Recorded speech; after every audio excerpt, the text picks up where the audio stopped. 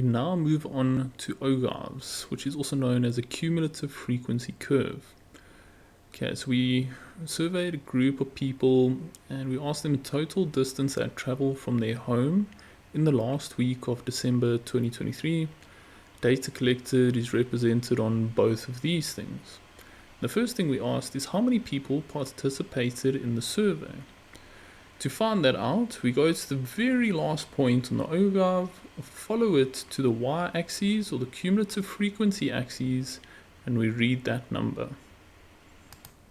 So there were 400 people in the survey.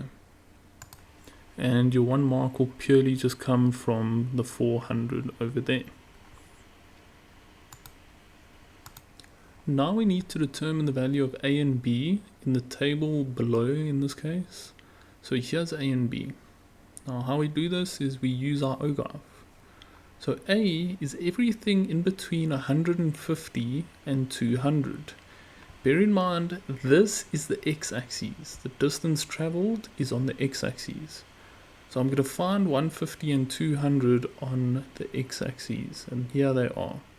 So I'll follow those up, and then I follow them across to the cumulative frequency axis. And then it's how many people are in between these two numbers. So there's going to be 50 people in between there. Alternatively, you can say 100 minus 50. And then I'm going to repeat that exact same process for B. Now that one's in between 200 and 250. So I follow 200 up and I'll follow 250 up.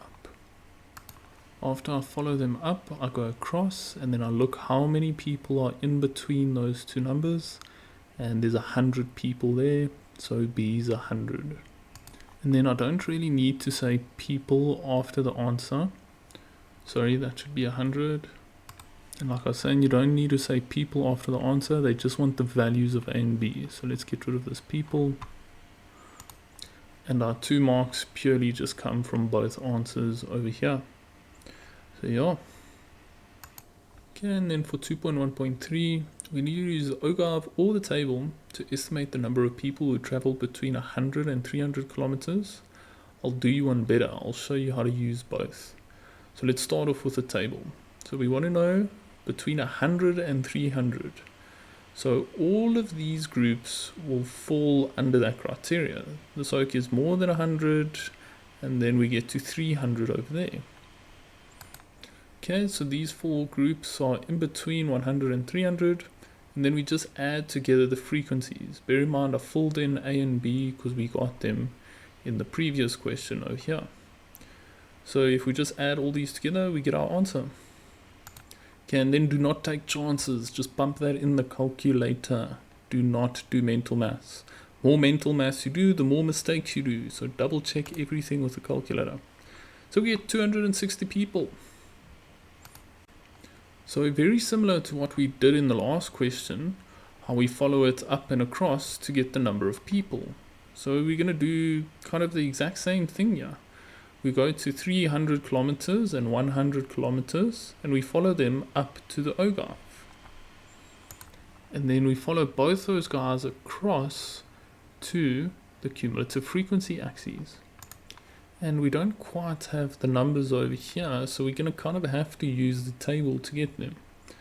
So 100 will correlate to this 20 over here.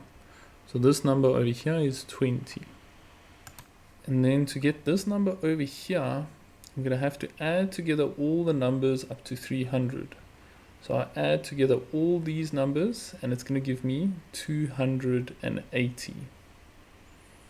And then to get the number of people in between there, I'll say 280 minus 20, and it'll give me the exact same answer as 260 people. In hindsight, it was much easier to use the table, so I would have kind of used the table as my personal preference for this question.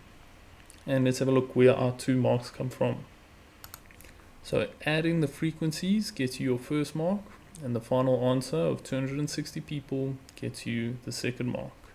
If you use the Ogive, they had a bit of wiggle room for you to make a mistake. So they accept a range. They accept anything between 250 and 280. So they compensate for if you're not so accurate there because of reading the numbers off the side here. And then the last question on the Ogive says, if all people who traveled more than 350 kilometers were removed from the survey, how would this affect the median of the data? And it's only worth 1 mark.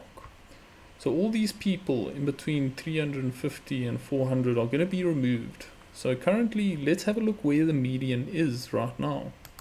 So to get the median with the Ogive, we can see we have 400 people in total. So we go halfway to 400. So half of 400 is 200. We go across and down to get the median distance traveled of 250. Now, we're going to get rid of these people in between 350 and 400, and that's going to throw things off quite a lot. So if I get rid of those people, there's only 350 people left in the survey. So half of 350 is 175.